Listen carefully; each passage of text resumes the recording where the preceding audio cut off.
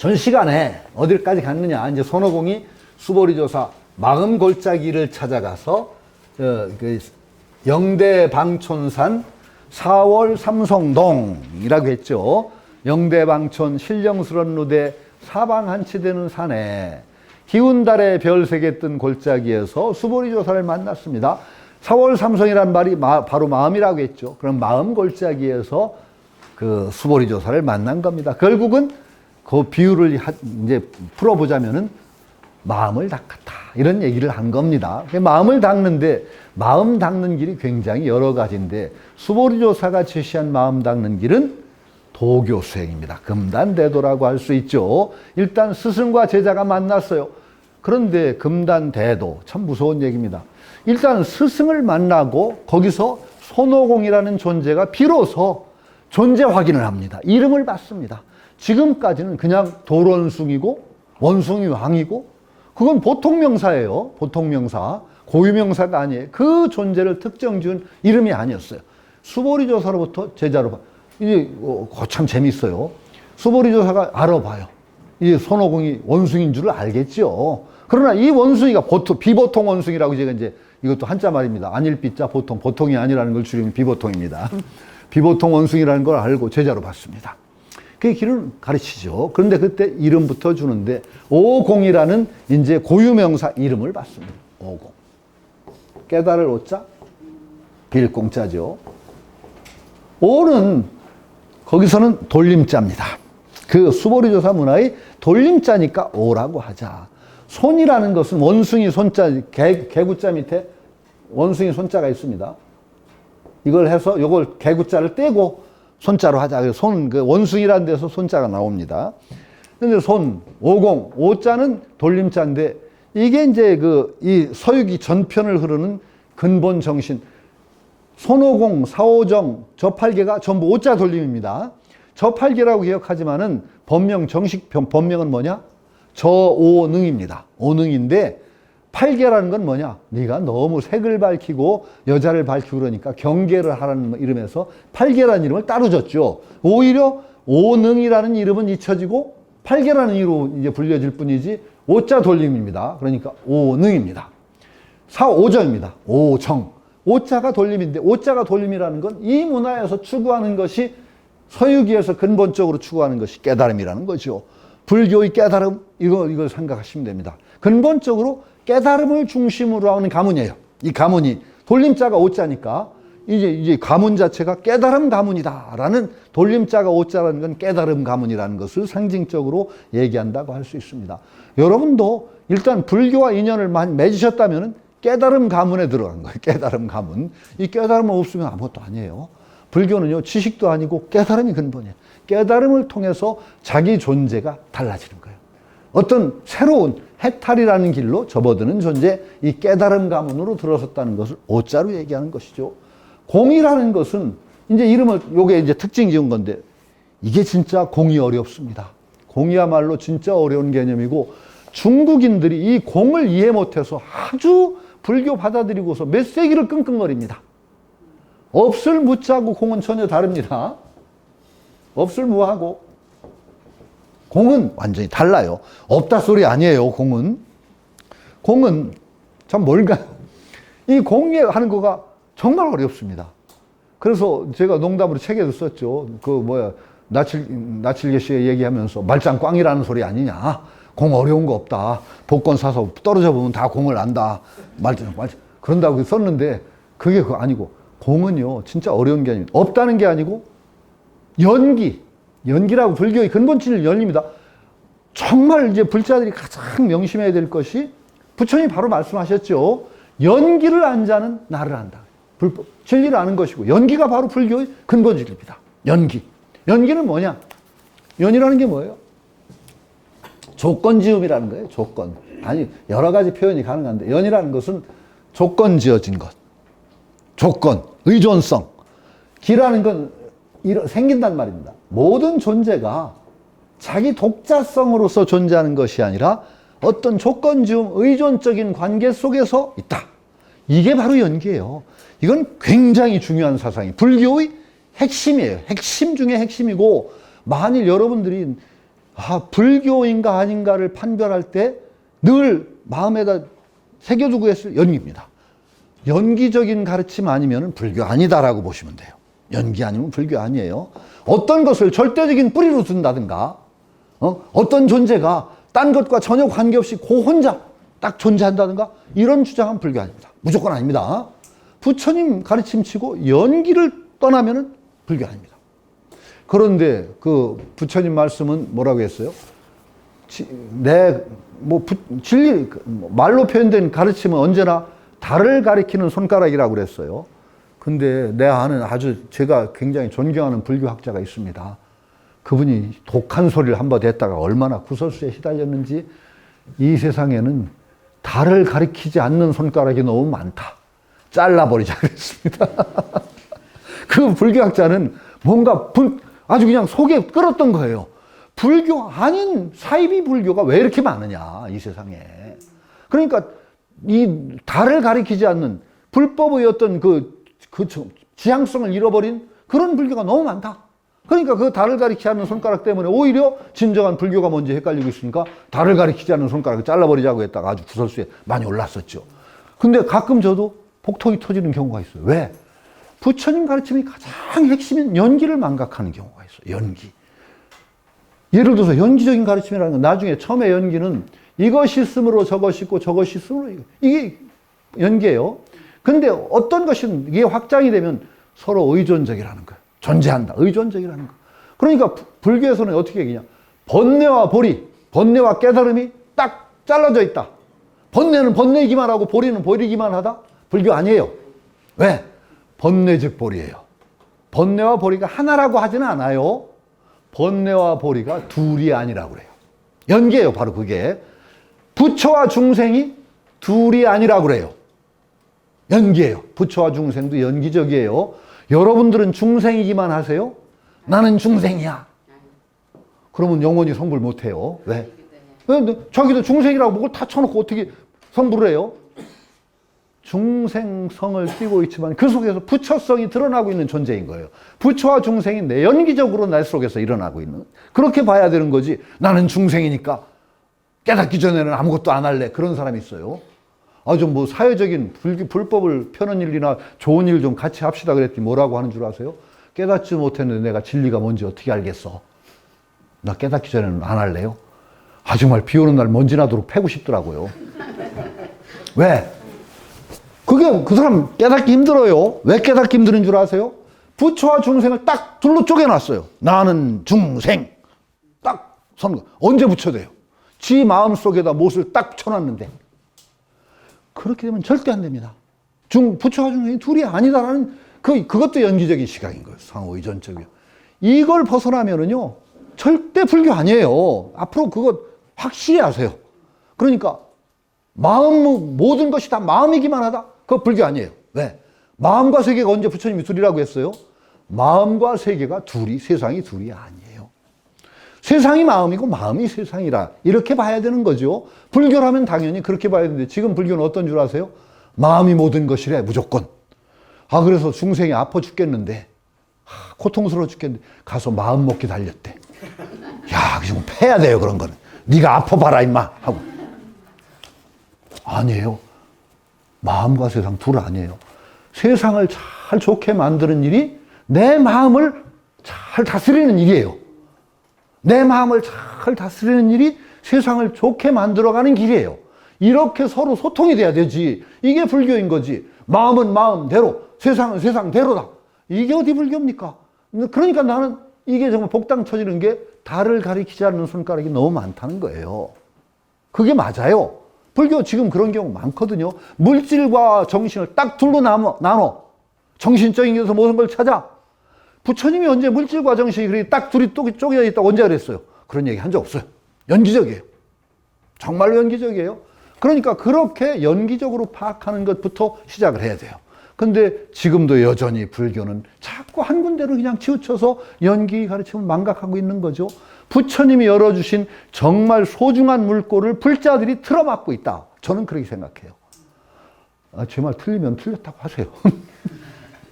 제가 이제 무식한 도깨비라 부적을 물러본다고 막 떠들어요. 무식한, 불교학자 아니에요. 저 전공 아니니까 좀 무식하게. 근데 무식한 도깨비 소리를 가끔 들어야 돼요.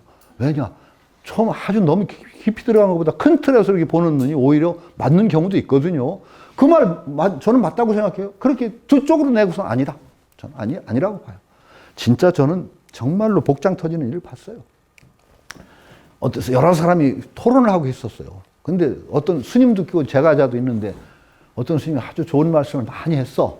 근데 저쪽에 계신 어떤 스님이 한마디 툭 던지는 거야. 스님 깨달으셨나 봐요. 어떻게 말씀들이 잘하세요? 그 순간에 그 말씀 잘하던 스님이 입을 딱 닫고 말을 안 하세요.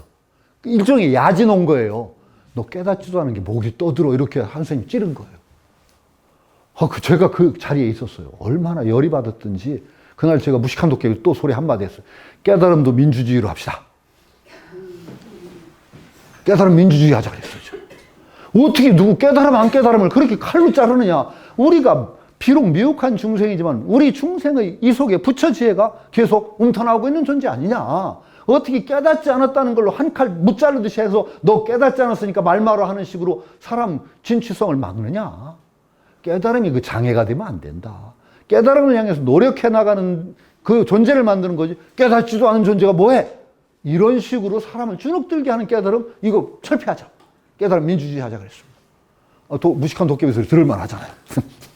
하여튼 그래요. 근데 그 중에 공자가 굉장히 어려운 게 연기의 다른 측면을 공이라고 합니다. 연기는 이치적으로 설명할 때 연기라고 하고, 연기가 바로 한마디로 얘기하면 공성입니다. 공이기 때문에 연기고 연기이기 때문에 공입니다. 연기와 공은 둘이 아닙니다. 너무 재밌는 것이 공이라는 건 뭐냐? 범어로 얘기하면 그 수냐타인데 수냐라고도 하고 수냐타인데 영이라는 뜻입니다. 영, 숫자 0. 0과 공은 범어로 똑같습니다. 근데 숫자 0이니까 재미없을 것 같죠? 숫자 0처럼 신비스러운 숫자가 없어요. 참 세계사에서 가장 위대한 발명을 꼽으라면 저는 0을 꼽습니다. 숫자 0. 이 0이 발명 안 됐으면요, 인류가 얼마나 고생을 했을지. 0이라는 숫자가 발명되면서요, 인류 지성이 혁명을 일으키고 수학이 혁명을 일으킵니다. 0이라는 숫자 안 쓴다고 생각해보세요. 숫자 다 기록한다고 생각해보세요. 중국이요, 수학이 잘 발달 안 합니다. 왜? 그 사람들 0이라는 개념을 잘 안 써요. 한자로 다 써요. 그러니 계산이 얼마나 힘든지 아세요? 0 하나만 붙이면 짝짝짝 아무것도 아닌 것 같아도 숫자 하나가 한 단위가 올라가요. 짝짝짝. 야, 신비한 글자예요. 0이라는 건 없는 것 같은데 이것이 없으면 정말 숫자 체계가 의미가 없어지는 숫자. 이게 0이에요. 저는 공만큼 신비한 게 0이라고 봐요. 이게 재미있는 숫자예요. 근데 수냐와 숫자 0과 공은 똑같은 글자입니다. 똑같은 단어입니다. 수냐타 0입니다. 그런데 공이라는 개념이 불교의 핵심이에요. 핵심 중에 핵심. 연기성을 바로 공이라고 표현합니다. 연기 즉 공입니다. 그렇게 상호 의존지어지고 어떤 고정불변의 실체, 나로서 딱 남과 떨어져 있지 않은 존재예요. 나는 남과 의존적인 존재예요. 나의 실체성 자체가 정말로 있지 않아요. 남과 의존적인 관계 속에서 나라는 게 있어요.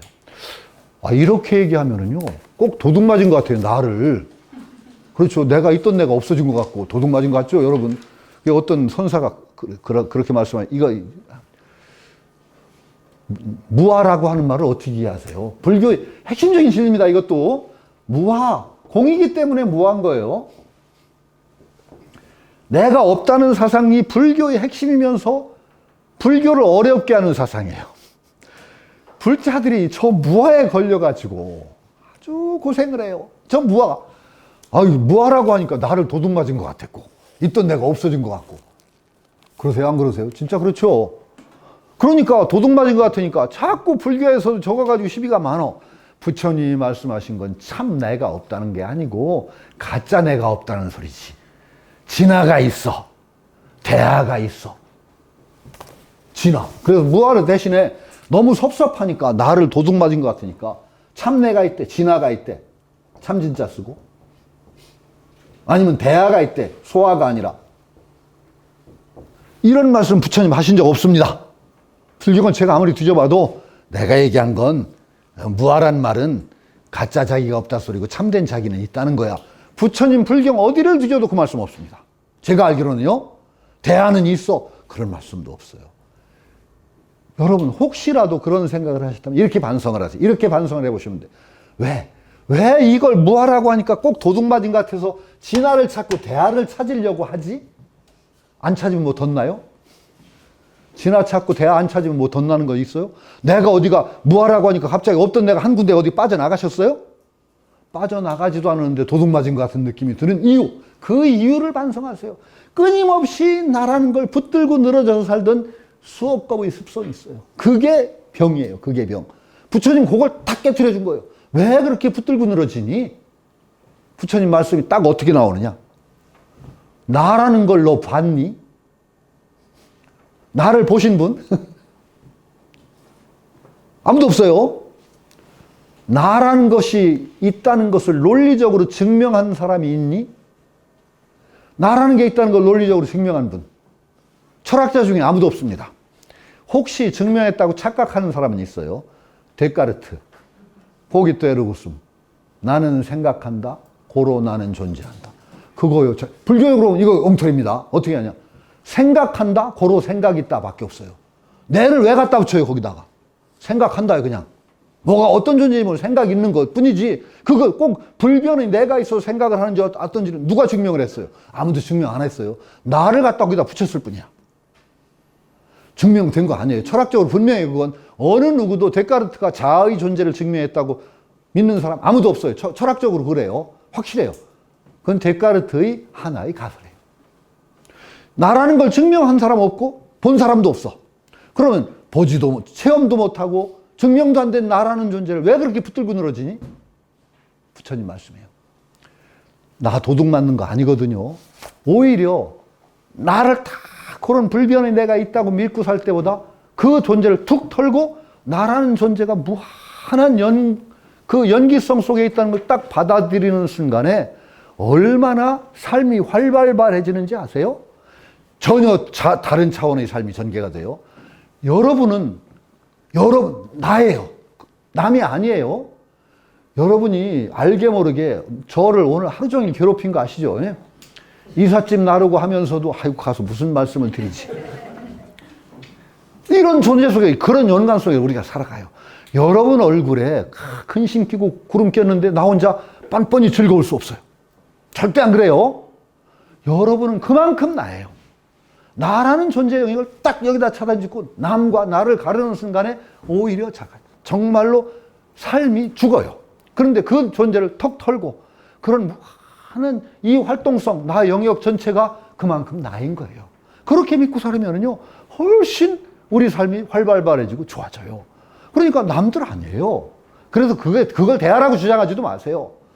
그냥 그런 연관성 속에 내가 있다. 이렇게 활동하는 영역이 전부 나라고 생각하는 순간에 나를 딱 붙들고서 모든 것을 나의 소유로 만들고 그런 관계 속에서 엮으려고 하는 그 시도가 그쳐지는 순간에 훨씬 삶이 편해지고 활발해진다. 이렇게 생각하시면 돼요. 아니, 갑자기 이것도 페미니즘인데 하여튼 공에서 나가니까 자꾸 그래요. 왜냐하면 무실체성이기 때문에 무아해요. 고정불변의 남과 떨어져서 홀로 존재하는 실체 없어요. 공이에요, 그게. 무실체성이 공이지 없는 게 아니에요. 내가 없는 거 아니에요. 문제는 나라는 관념. 여러분 나라는 관념을 어떻게 생각하세요? 내 몸 그러죠. 몸은 내가 아니에요. 그러니까 내가 있는 것 같아요. 내 마음이죠. 마음도 내가 아니에요. 내 마음이에요. 아 근데 우리는 참 이상하죠. 우리 마누라예요. 참. 어쨌든 간에 그게 뭔가 하여튼 보이지도 않고 증명도 안 된 나를 딱 중심으로 놓고 모든 것을 그것과 연결시키는 사고방식 속에 살아요. 그러니까 그렇게 생각하지 말고 이렇게 활동하는 나, 이렇게 관계 맺고 있는 나, 이렇게 보라는 거예요. 내가 그런다. 내가 이렇게 내세우지 말고 이렇게 활동하는 끊임없는 연관성, 이 전체를 그냥 나로 보면 되지. 왜 불변의 알맹이를 딱 갖다 놓고 거기다 모든 것을 끌어붙이려고 하느냐? 부처님은 저는 그렇게 말씀하신 게 오히려 무아설에 가깝다고 해요. 딱 무아설은 아니라고 해도 그렇게 생각하시는 게 편해요. 자, 그래서 이제 갑자기 손오 공 이름 설명하다 보니까 공이 돼. 자, 이름을 갖는 순간에 존재의 의미가 드러나는 거예요. 어떤 존재가 이름을 갖는다? 엄청나게 중요해요. 어떤 존재가 비로소 평범한 모든 것과 같은 그런 부류 속에서 나라는 정말 존재성을 갖게 돼. 의미를 갖게 되는 거예요. 굉장히 중요해요. 의미를 갖는다. 내 존재 의미가 확연하게 드러나는 거예요. 세상에서 모든 존재에게 가장 중요한 건 존재 의미 찾는 겁니다. 세상에서 생물학적인 불행 빼놓고 여러분들이 가장 비참하고 못 견딜 일을 들으라면 뭐겠어요? 부처님은 가난이라고 그랬어요. 그거 말고 좀 철학적. 내 의미가 없으면 얼마나 비참해요. 나 존재 의미가 없다. 존재 의미가 없으면 못 사는 거예요. 인간이란 존재는. 그러니까 모든 존재는요, 자기 존재 의미를 드러내려고 그래요. 그래서 여러분들이 하실 일 중에서도 가장 큰 보시가 뭔지 아세요? 남의 존재 의미를 드러내 주세요. 훌륭하십니다. 훌륭하십니다. 당신은 참 소중한 분입니다. 이렇게 알아주는 거야말로 보시 중에서 가장 큰 보시예요. 무서운 거예요. 그걸 무시하잖아요. 정말 그렇게 비참할 수가 없는 거예요. 사람. 내 존재감을 상실해? 못 살죠. 못 사는 거예요. 그러니까 수위 찬탄하고 계속 찬탄하고, 그 찬탄하면 어떻게 되느냐? 또 무한한 복덕이 찬탄하면서 동시에 그 덕이 나한테로 옮겨오거든요. 찬탄하고 칭찬하고 그러는 순간에요, 그게 남의 일이 아니게 돼요. 칭찬하는 마음을 갖고 칭찬하는 순간에 그 훌륭한 점이 나에게로 옮겨와요. 큰바위 얼굴이라는 소설은 다 읽으셨을 거예요. 한평생 큰바위 얼굴을 흠모하고 하던 중에 나중에 자기가 큰바위 얼굴을 닮아가는 어느 호소인가요? 그 소설이 있잖아요. 그거 마찬가지예요. 시기하는 사람은, 질투하는 사람은 절대 못 배워요. 남의 장점을 시기하고 질투한다? 절대 못 배워요. 찬탄하는 사람이 그 덕을 배워냅니다. 자연스럽게 옮겨와요. 그만큼 복덕도 있지만 또 그만큼 큰 공덕이에요. 왜? 찬탄하고 하는 순간에 그 존재 의미가 드러나거든. 그 존재는 정말 기쁘기 짝이 없는 거예요. 무시하는 거 정말 폭행이에요. 엄청난 폭행이에요. 그러니까 존재 의미를 갖는다는 거, 이름을 갖는다는 건 바로 그 맥락에서 그 존재가 하나의 존재로 바로 드러나는 거예요. 그래서 그 대목에서 제가 김춘수의 소설 예를 들었죠. 김춘수의 꽃이라는 시, 그 시를 제가 적었는데, 꽃이라는 시 참 좋아요. 이름을 갖는 건 그만큼 중요해요. 이름을 중시할 줄 알아야 돼요. 그런데 이름을 가볍게 여기는 사람, 참 그 사람 구실 못해요. 내 이름값을 하려고 생각하고 명예를 생각하고 내 이름을 존중할 줄 알아야 돼요, 스스로. 그런데 그게 욕으로 가면 또 그만큼이에요. 명예욕. 명예욕과 그 중도를 지키기가 참 어려워요. 그러나 적어도 한 존재가 존재 의미를 갖는 자기 이름에 관한 자부심, 그리고 그것을 지켜내려는 어떤 의욕, 이것이 없는 사람은 참으로 발전도 없어요. 발전도 없어요. 그러니까 이름을 갖는다는 것, 존재 의의를 갖는다는 것. 그러니까 장명이 그만큼 또 중요해요. 그런데 장명만큼 책이 없는 학문은 없어요. 한번 제가 거짓말인가? 시중에 나온 장명학 책을 갖다 다 놓고 한번 보세요. 정말 중구난방이에요. 정말 제가 알기로는 중구난방입니다. 그리고 그 장명학의 철학적 근본이 참 부족해요. 왜? 획수 따져서 음양 따지고 그러는데 그게 어떤 근거가 있는지가 불분명하고 참 어려워요. 요즘은 더더군다나 한자 시대예요, 아니에요? 오늘은 계속 한자만 쓰지만은 한자 시대 아닙니다. 한자 뜻 가지고 그 영향을 받지 않습니다, 별로. 요즘은 더 어떤 거냐? 성문학적, 소리에서 오는 느낌이 더 중요합니다. 그러니까 요즘에는 이름 질 때는요, 소리를 더 중시해야 됩니다. 가장 제가 그래서 장명의 원칙을 얘기했죠. 첫째, 요즘에 옛날에는 했지만 한자 뜻이 굉장히 중요했습니다, 옛날에는. 왜? 한자 시대니까 한자 뜻으로 자기 존재의 의미를 자꾸 새기니까 성격 형성에도 영향을 주고 그 사람 인생 행위에도 큰 영향을 줬어요. 이제 한자 다 잊어버리고 살아요.